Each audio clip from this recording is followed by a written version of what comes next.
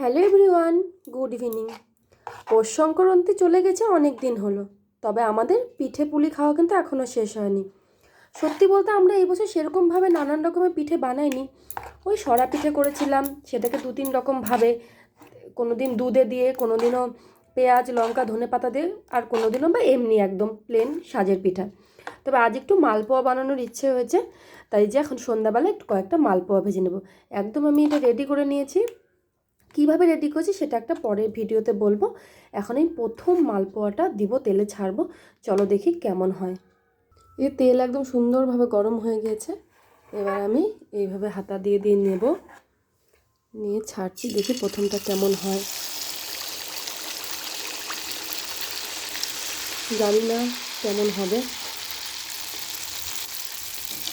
আমি কিন্তু এটা একদমই সত্যি বলতে ফার্স্ট টাইম আমি বানাচ্ছি মালপোয়া। এর আগে বানিয়েছি, মানে আমার শাশুড়ি মা সহযোগিতায় বানাতাম। আর আজকেরটা একদম আমি সত্যি বলছি, একদম নিজের আইডিয়াতে করেছি। আর নিজের আইডিয়াতেই আমি মানে কতখানি একদম নিজের আইডিয়াতে দিয়েছি। চালের গুঁড়ো, ময়দা, সুজি, আটা, এতদিন কিন্তু এই যে মানে মেন গোলাটা এটা আমার শাশুড়ি মাই সবসময় বানিয়ে দিত, কিন্তু আজ ফার্স্ট টাইম আমি নিজে একা করছি। তবে আমার মালপোয়াটা সত্যি আমি নিজেও দেখে খুব খুশি যে ফুলেছে মালপোয়াটা। আমি ভীষণ ভীষণ ভীষণ খুশি। অ্যাকচুয়ালি মালপোয়া খাওয়ার ভীষণ ইচ্ছে হয়েছিল, তাই আর দেরি না করে বানিয়ে নিলাম।